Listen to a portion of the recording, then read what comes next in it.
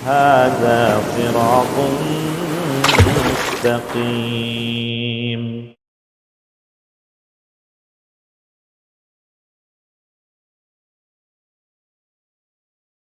لا هادي له،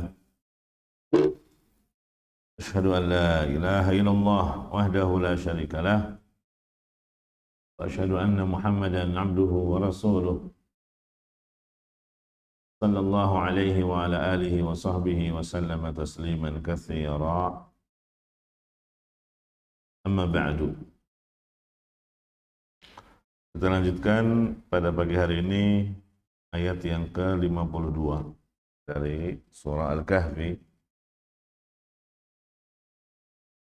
A'udzu billahi minasyaitonir rajim.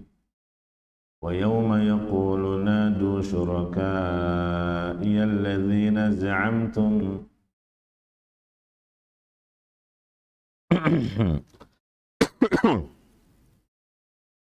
ويوم يقول نادوا شركائي الذين زعمتم فدعوهم فلم يستجيبوا لهم وجعلنا بينهم موبقا.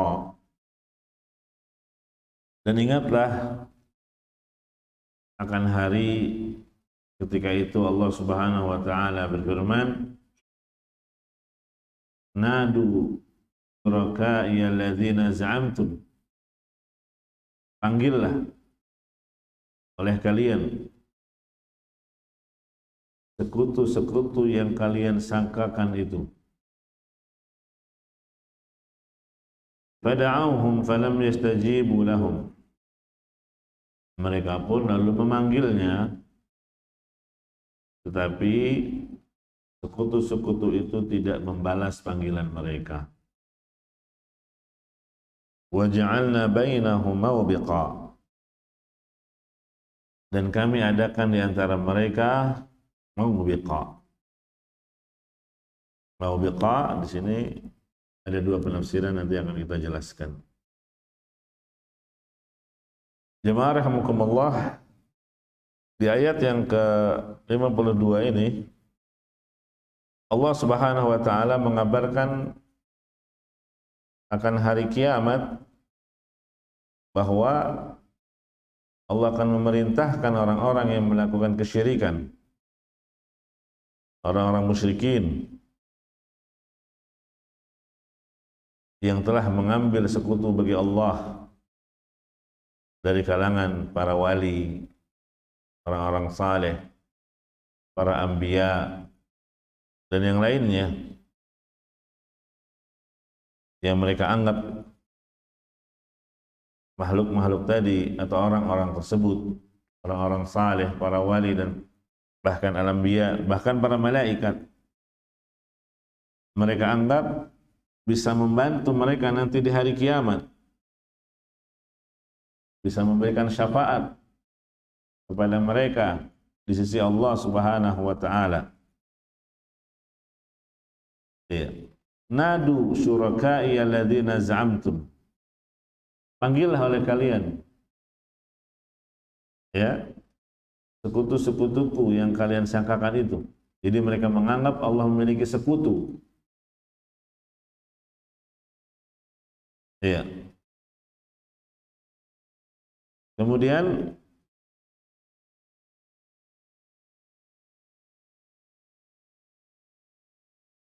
fada'auhum, mereka pun memanggilnya.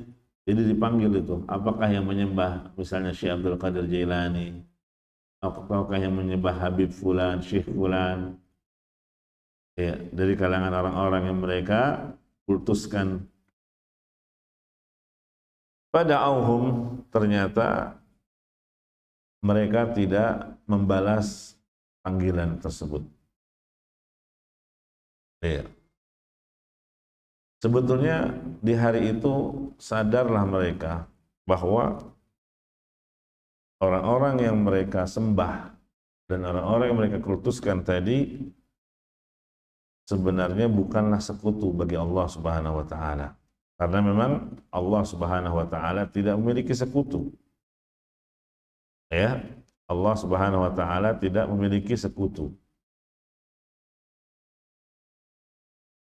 Nah, di sini Allah Subhanahu wa taala menyebut za'amtum, yang kalian sangkakan. Jadi mereka waktu di dunia menyangka, mengira, menduga bahwa para wali dan orang-orang saleh yang mereka sembah-sembah tadi, ini biasanya dilakukan oleh orang-orang kuburiyun yang mengkeramatkan kuburan para wali, yang mengkeramatkan kuburan orang-orang saleh. Mereka mengira bahwa nanti di hari kiamat para wali tersebut akan bermanfaat, membela mereka, memberi syafaat. Begitu. Makanya di sini disebut ya za'amtum. Mereka mengira demikian, tapi ternyata perkiraan mereka salah. Dugaan mereka keliru. Sangkaan mereka salah besar. Ya. Dan ketika mereka memanggil para sekutu tadi yang mereka sembah, sama sekali mereka tidak memenuhi panggilan. Ya, mendengar pun tidak.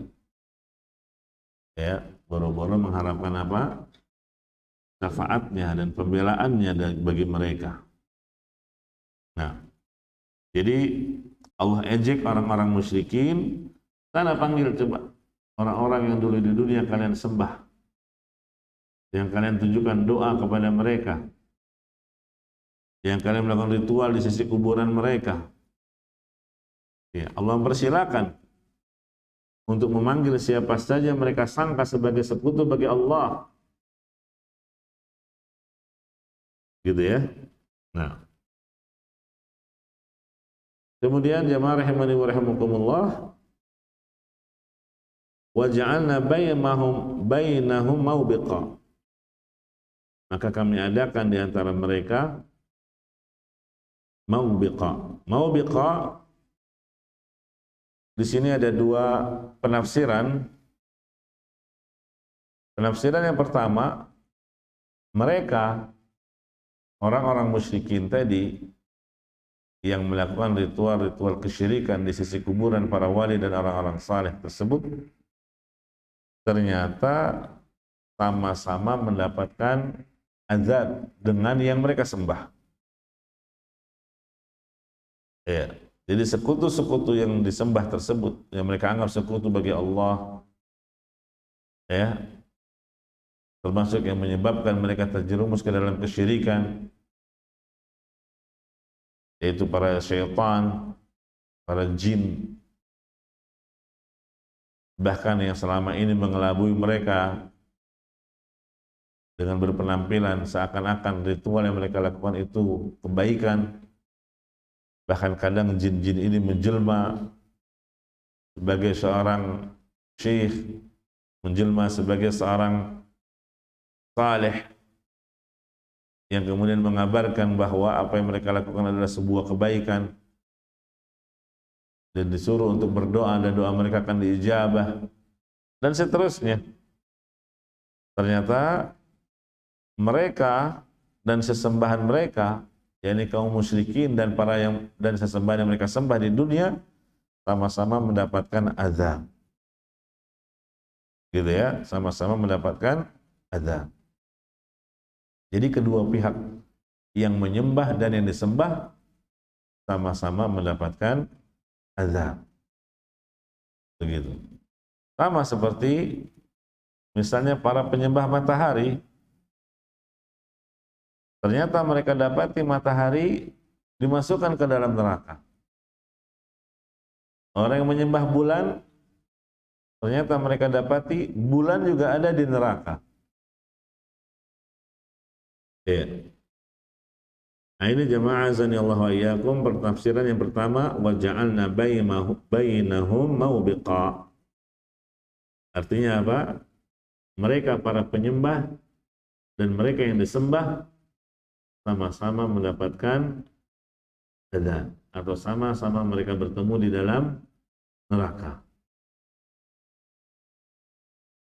Adapun penafsiran yang kedua, mawbiqa artinya adalah penghalang antara musyrikin tadi dengan apa yang mereka sembah. dari kalangan orang-orang saleh yang betul-betul saleh. Karena kan sekarang banyak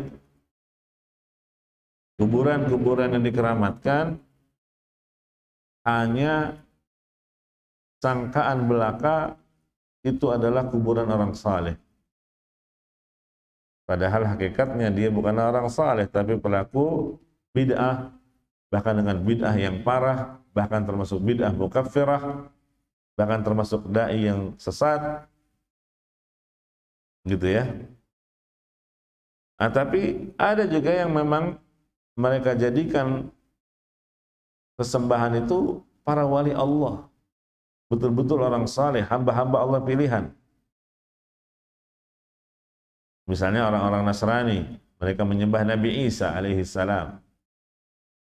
Atau misalnya seperti yang terjadi di kaumnya Nabi Nuh, Wad, Suwa, Yaguth, Ya'uq, Nasr. Ini kan orang-orang saleh betulan.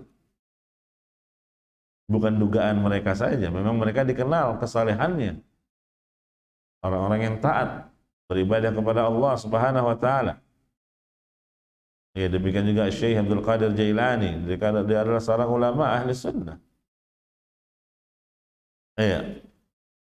Nah, bagaimana dengan mereka? Masa iya ditafsirkan dengan penafsiran yang pertama akan merasakan akibat disembah oleh manusia? Walaupun memang ada riwayat di antara alasan Nabi Isa alaihi salam kenapa ketika didatangi oleh manusia berbondong-bondong untuk memohonkan syafaat, beliau menolaknya sebagaimana Nabi Adam menolak karena alasan telah memakan buah terlarang di surga. Nabi Nuh menolak karena apa? Dia punya doa yang sudah dia pinta ketika di dunia agar dibinasakan kaumnya dengan banjir besar. Nabi Musa beralasan karena apa? Telah membunuh satu nyawa yang tidak diperintahkan oleh Allah untuk membunuhnya. Nabi Ibrahim beralasan karena dia pernah berdusta dalam hidupnya. 3 kali dusta yang disebutkan dalam hadis. Iya. Nah, ini jemaah sallallahu iyyakum. Nah, demikian juga dengan Nabi Isa alaihissalam. Apa alasan beliau? Alasan beliau karena dia telah disembah oleh umat Nasrani, dijadikan sekutu bagi Allah. Padahal Nabi Isa tidak ridha dan tidak pernah mendakwahkan dirinya agar disembah. Tapi itu cukup membuatnya tidak pede untuk memohonkan syafaat. Iya. Nah, jadi jamaah rahimani wa rahimakumullah, ini penafsiran yang kedua, ya, bahwa sesembahan yang disembah oleh orang-orang musyrikin dari kalangan para wali Allah, orang-orang saleh, maka Allah jadikan ada penghalang antara mereka musyrikin dengan orang-orang saleh tadi. Ya. Gitu ya. Yang dulu waktu di dunia mereka sangka bahwa orang-orang saleh tersebut dapat menolong mereka di hari kiamat, dan Allah suruh mereka untuk memanggilnya, ya. Namun ternyata orang-orang saleh yang mereka sembah tersebut tidak menjawab seruan mereka sedikit pun. Ya. Sehingga Allah jadikan penghalang antara mereka dengan wali-wali Allah yang mereka sembah selama ini. Ya. Bahkan wali-wali Allah yang mereka sembah tersebut sama sekali tidak menoleh kepada mereka. Jangankan menjawab, menoleh pun tidak. Ya. Tentunya ini adalah kondisi yang sangat menghinakan para musyrikin, orang-orang yang menyembah selain Allah. Ya. Ternyata apa yang mereka sembah itu berlepas diri. Ya. Di saat kondisi yang sangat genting. Di saat kondisi mereka betul-betul sangat membutuhkan bantuan. Ya. Kita aja merasa sakit hati, merasa terhina ketika kita dalam kondisi sangat butuh, genting, kemudian minta bantuan seseorang, yang kita tahu sebetulnya orang itu mampu membantu kita, ternyata telepon nggak diangkat, WA nggak dibalas, datang ke rumahnya ditutup, cuma buka gorden terus nggak dibukain, misal, ya kan, sakit hati gitu. Nah, begitulah kondisi yang lebih lagi dari keadaan mereka di hari kiamat, para musyrikin. Jelas? Nah, itu ayat yang ke-52.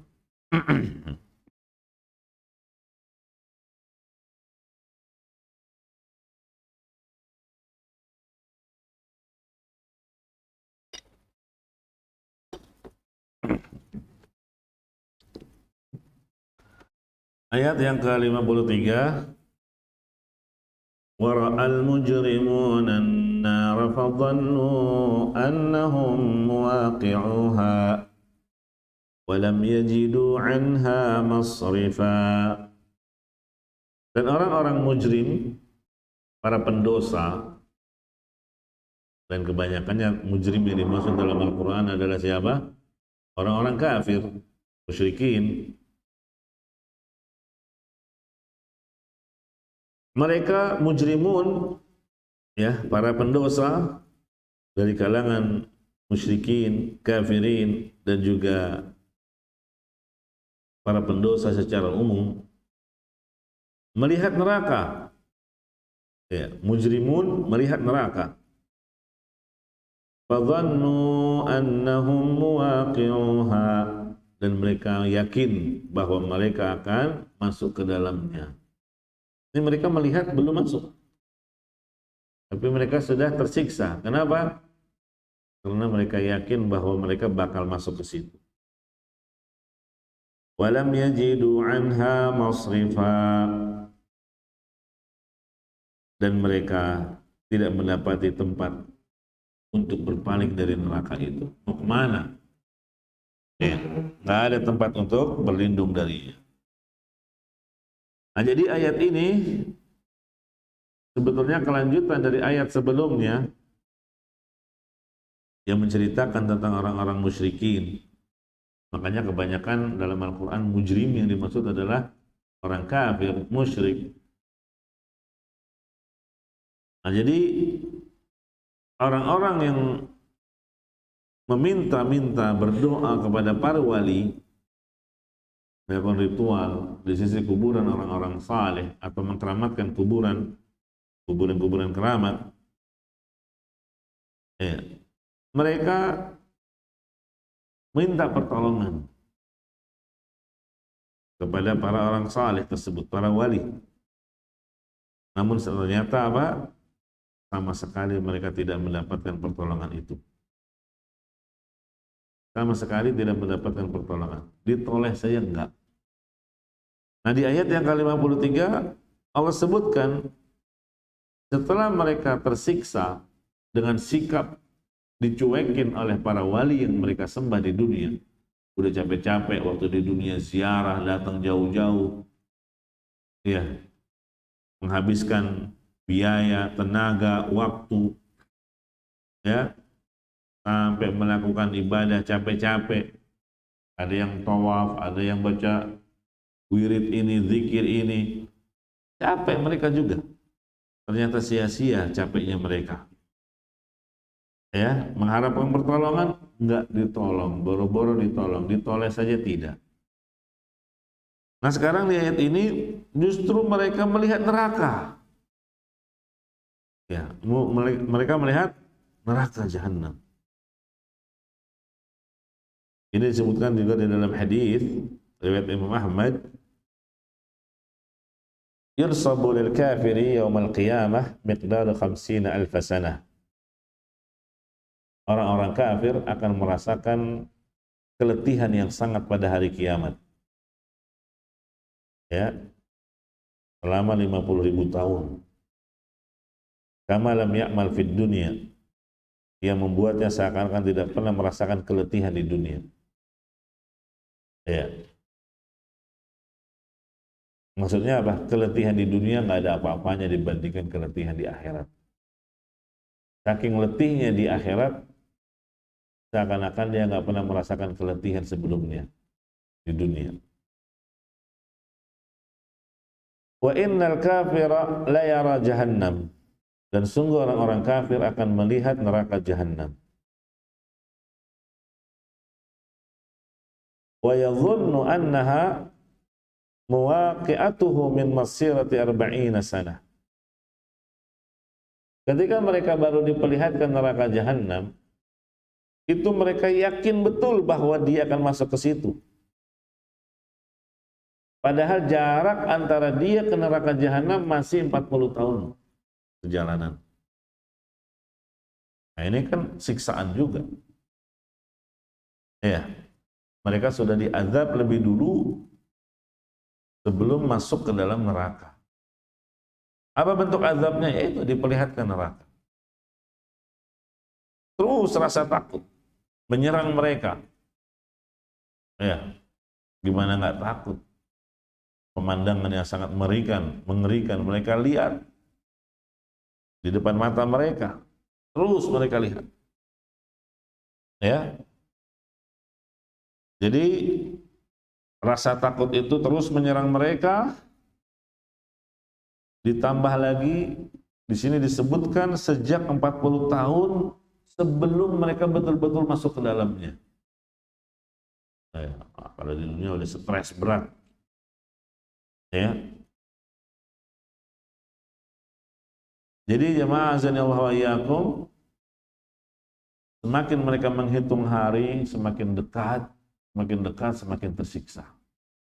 Seperti orang yang sedang menanti vonis hukuman mati. Ya. Beda halnya dengan orang-orang yang beriman.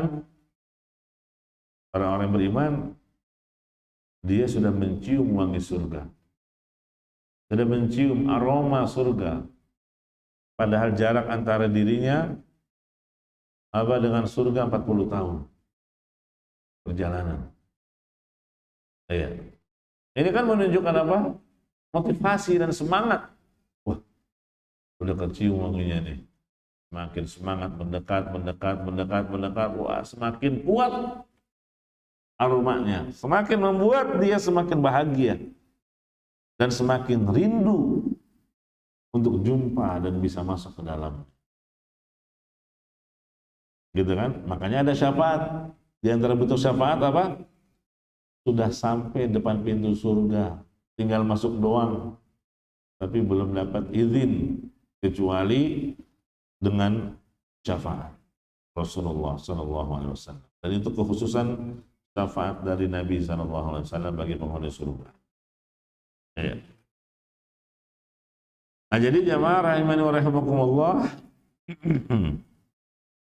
kalau orang-orang beriman mereka sudah meraih kebahagiaan dengan mencium aroma surga, padahal jarak antara dirinya dengan surga masih sejauh perjalanan 40 tahun, kebahagiaan semakin bertambah hari demi hari, hingga betul-betul mereka masuk ke dalamnya, menginjakkan kaki ke surga itu. Itu keadaan orang-orang beriman. Sedangkan orang-orang musyrikin kebalikannya. Ya. Wara'al mujrimuna an-nar, orang-orang yang mujrim tadi, para musyrikin, kafirin, ya, mereka melihat neraka dan itu bentuk siksaan. Ya, bahkan ketika mereka sudah ada di alam kubur, mereka melihat neraka. Ya. Makanya keliru kalau ada yang bilang belum ada surga dan neraka saat ini, karena percuma. Nggak ada penghuninya. Nah, itu keliru. Ada manfaatnya. Di antara manfaatnya apa? Ini dia. Orang-orang kafir sudah melihat neraka dan tersiksa karenanya, dan orang-orang yang beriman dan beramal saleh sudah melihat surga dan tempat duduknya, dan itu sudah membuatnya bahagia. Ya. Kemudian disebutkan ketika orang-orang mujrim tadi melihat neraka, fadhannu annahum waqi'uha. Mereka dalam keadaan zan. Memang ada dua penafsiran zan itu. Kalau kita kan taunya zon itu menyangka, menduga. Makanya jangan suudzon, prasangka buruk, cuma dugaan saja. Ya, walaupun definisi zon itu kemungkinan benarnya lebih dominan dari salah, gitu ya. Tapi itu zon hanya. Tapi enggak demikian dalam ayat Al-Quran. Terkadang zon di dalam Al-Quran bukan berarti dugaan, tapi keyakinan. Yakin. Jadi ini banyak dalam Al-Quran. Ya, seperti di surat Al-Haqqah. Wa anni dhanantu anni mulaqin hisabiyah. Di situ disebut dhanantu. Maksudnya apa dhanantu di situ? Aku yakin akan mendapati hari hisab. Begitu. Dan surat yang lainnya. Nah, begitu juga di sini. Orang-orang mujrim dhan. Maksudnya apa? Mereka yakin. Ya, bahwa mereka akan masuk ke dalam neraka.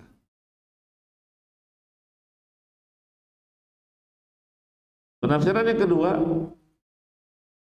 zon dalam arti menyangka. Menyangka. Berarti prasangka. Ya, kalau diartikan prasangka berarti wara'al mujrimuna an-nara fadhannu annahum muwaqi'uha.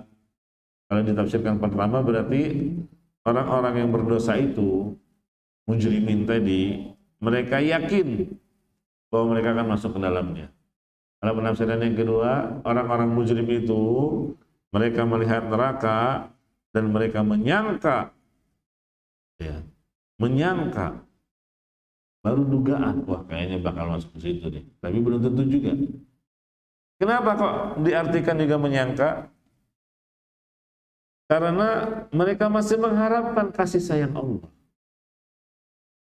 Ya. Belum tentu juga, bisa jadi kita dapat rahmat Allah. Allah kan maha penyayang.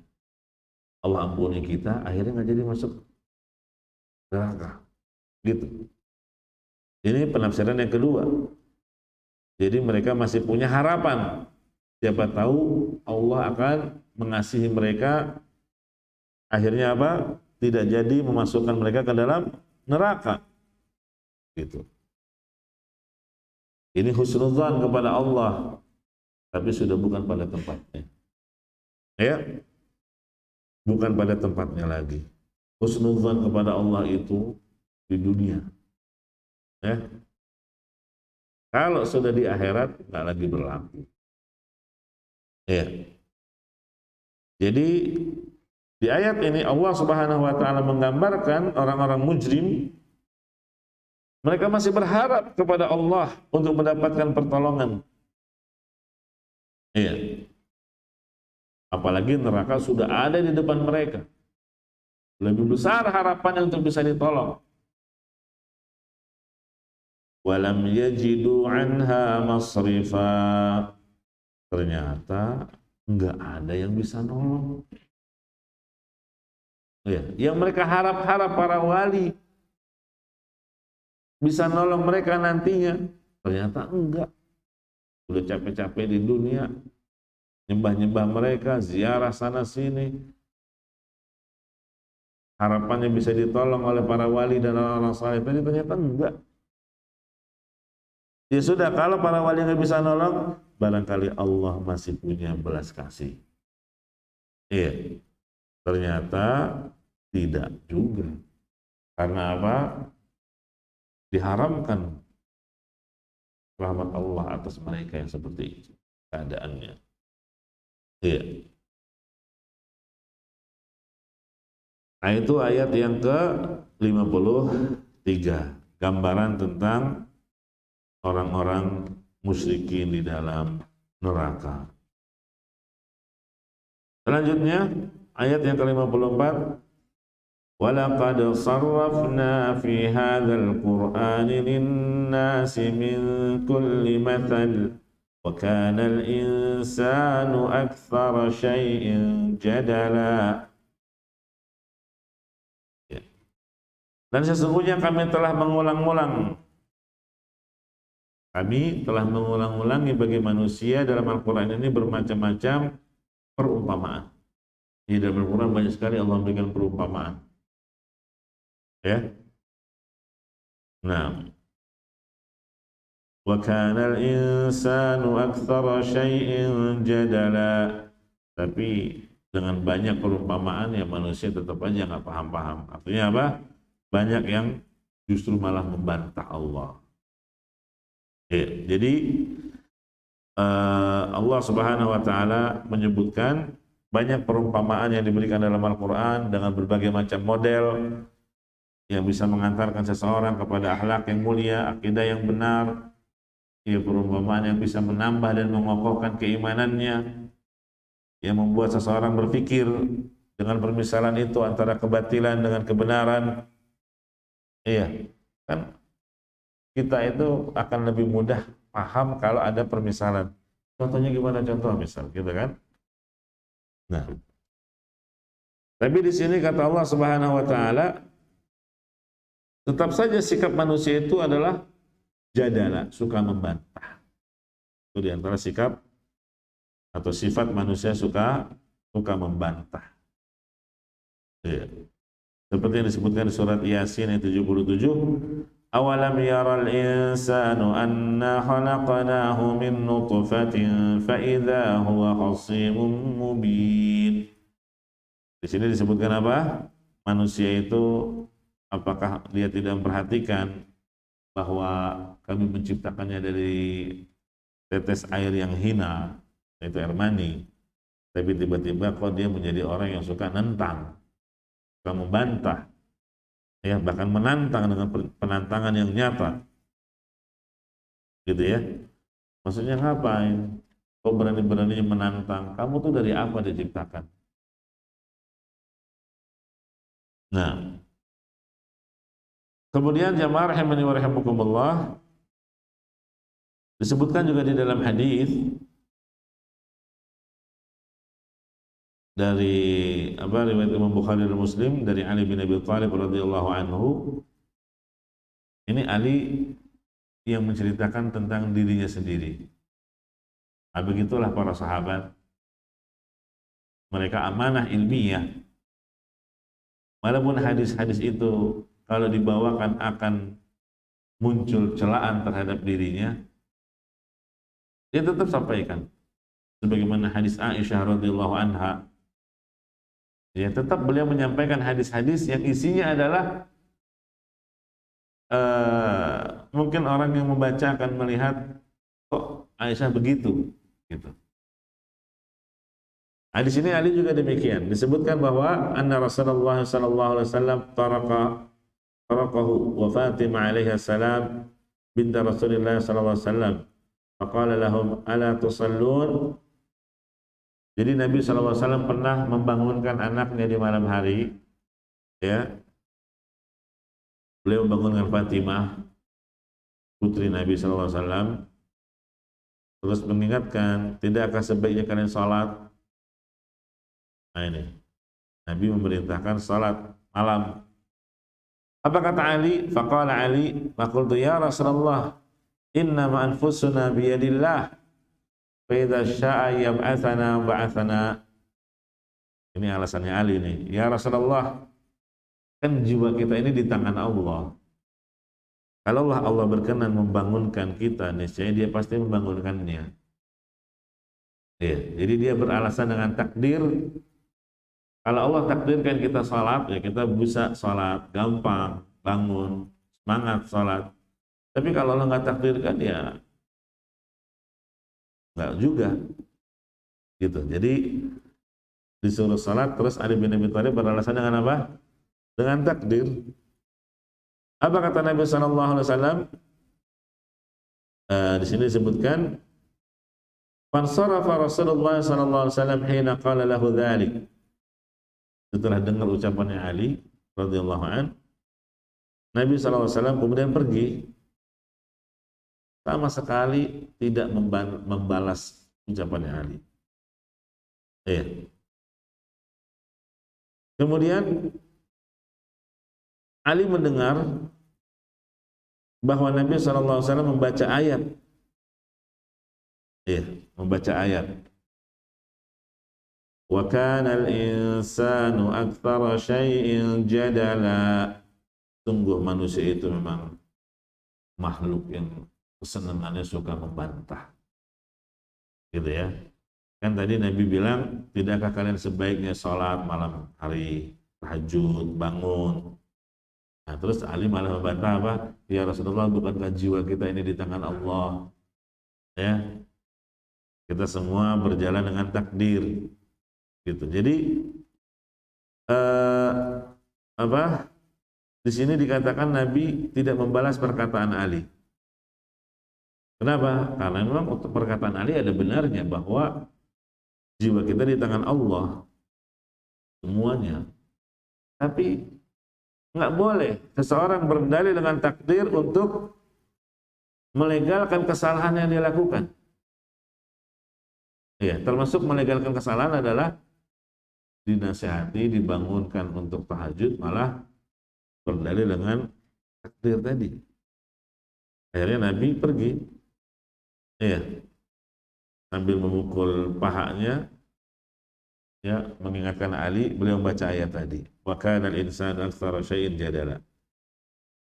Ini dalil bahwa seseorang nggak boleh berdalil dengan takdir untuk melegalkan kesalahannya. Ya, kenapa kamu kok nggak bangun malam? Aduh, memang Allah nggak takdirkan saya untuk tahajud malam ini. Nah, ini nggak benar. Ya. Nah, terus kapan bolehnya berdalil dengan takdir? Ya kalau dalam rangka taubat. Dia udah taubat. Kemudian karena musibah yang menimpa dia, dia berdalil dengan takdir supaya dia sadar atau dia bisa bersabar. Ya, ini boleh. Iya, boleh. Contohnya apa? Nabi Adam dan Nabi Musa ketika keduanya saling berdebat.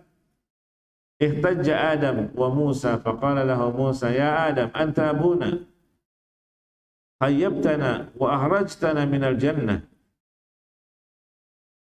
Adam dan Musa saling berdebat.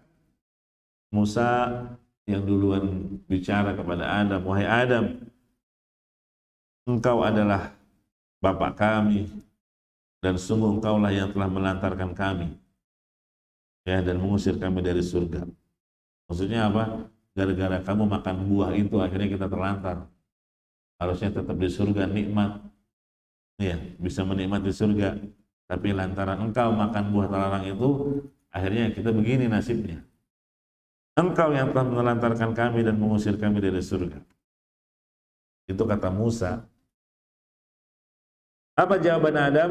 Ya Musa, istafaqallahu bikalamihi wa khatta laka biyadihi. Kata Adam, hai Musa, Allah telah memilihmu dengan ucapannya.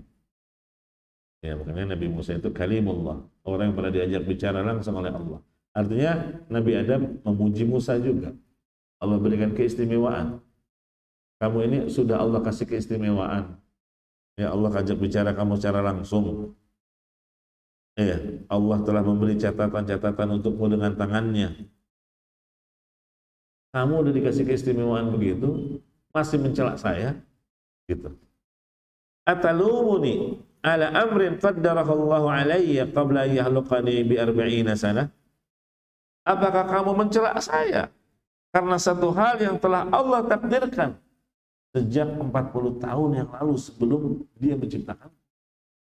Nah, jadi Nabi Adam berdalil dengan takdir. Apa yang aku lakukan itu sudah takdir.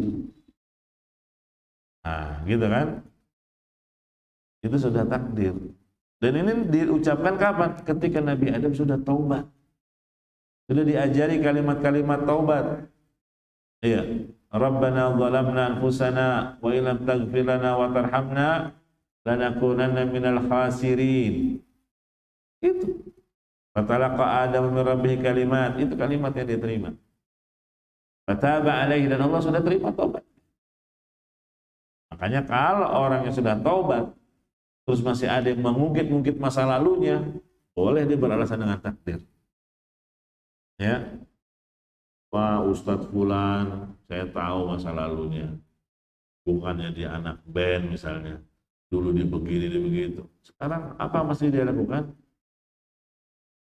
Karena dia sudah tidak melakukannya, sekarang dia justru menjadi da'i yang mengajak manusia ke jalan Allah, mentauhidkan Allah, kembali kepada sunnah, meninggalkan kesyirikan, meninggalkan kebid'ahan, ya sudah. Gitu ya. Apa yang dilakukan di masa lalu itu sudah takdir Allah. Boleh berucap begitu? Boleh. Kalau sudah, contohnya mana? Itu hadis tentang perdebatan Nabi Adam dengan Nabi Musa alaihissalam. Iya. Makanya di sini disebutkan fahajja Adam Musa, fahajja Adam Musa. Artinya apa? Adam akhirnya bisa mengalahkan debat dengan Musa. Maksudnya Adam yang menang dalam perdebatan itu. Padahal Nabi Adam berdalil dengan apa? Takdir Allah. Apa yang terjadi pada dirinya, dia melanggar, itu hal yang sudah Allah takdirkan sejak 40 tahun sebelum Allah menciptakan. Nah, berdasarkan hadis ini hadis riwayat Bukhari Muslim, para ulama mengatakan kalau seseorang berdalil dengan takdir untuk musibah yang menimpanya di masa lalu dan supaya dia sadar, ya, apalagi dia sudah taubat, itu nggak apa-apa. Ya, dia nggak boleh kalau dia berdalil dengan takdir, ya, tapi untuk melegalkan kesalahannya, ya, atau untuk pembenaran apa yang dia lakukan, ini nggak boleh, ya. Nah, makanya Umar bin Khattab pernah menangkap seorang pencuri, mau dipotong tangan, terus pencuri tadi bilang apa? Wahai Amirul Mukminin, aku ini mencuri karena sudah takdir Allah. Iya. Masa kamu mau menghukum sesuatu yang sudah Allah takdirkan? Apa jawaban Umar? Ya, dia menjawab bahwa tangan pencuri tersebut juga dipotong karena takdir Allah. Iya. Jadi jamaah rahimani wa rahimakumullah, di ayat ini, ayat yang ke-54, Allah Subhanahu wa taala menyebutkan bahwa sifat suka berdebat, ngeyel, ya, itu pada asalnya memang sifat yang ada pada manusia. Wa kanal insanu, disebut manusia itu. Sama saja yang muslim maupun yang kafir, ya, memiliki sifat jadala, suka membantah. Ini sifat dasar manusia. Ya, sifat dasar manusia suka membantah. Nah, kemudian jamaah azanillahu wa iyyakum, wa kana al-insanu aktsara syai'in jadala. Di sini Allah menggunakan kata syai'. Ya, maksudnya apa? Banyak berjidal. Ya. Kemudian Allah sebutkan bahwa manusia itu sesuatu yang diciptakan dari air mani, ya, dalam rangka apa? Menyadarkan manusia jangan sombong, jangan angkuh, dan jangan suka berjidal. Ya. Nah, ini ayat yang ke-54. Ada kaitannya dengan kisah sebelumnya, ya, bahwa orang-orang musyrikin juga seperti itu, suka berjidal di dalam membela kesyirikan mereka, ya, sehingga mereka berusaha melegalkan kesyirikannya, apakah dengan dalih mengharapkan syafaat, ataukah dengan dalih kecintaan kepada para wali, ya, ataukah dengan dalih taqarrub, mendekatkan diri kepada Allah. Ya, tapi tetap saja syirik ya syirik, apapun label yang mereka namai dengannya. Apakah itu syafaat, apakah itu taqarrub, ya, apakah itu tabarruk, hakikatnya satu. Apa yang mereka lakukan adalah kesyirikan yang akan membuat mereka binasa di akhirat kelak. Nasallallahu alaihi wasallam. Ya, sampai sini dulu. Insyaallah kita lanjutkan pada pertemuan berikutnya, masuk ayat yang ke-55. Bismillah ta'ala. Barakallahu fikum wa jazakumullahu khairan. Subhanakallahumma bihamdika asyhadu an la ilaha illa anta astaghfiruka wa atubu ilaik. Walhamdulillahi rabbil alamin. Wassalamualaikum warahmatullahi wabarakatuh. hadza siratun mustaqim.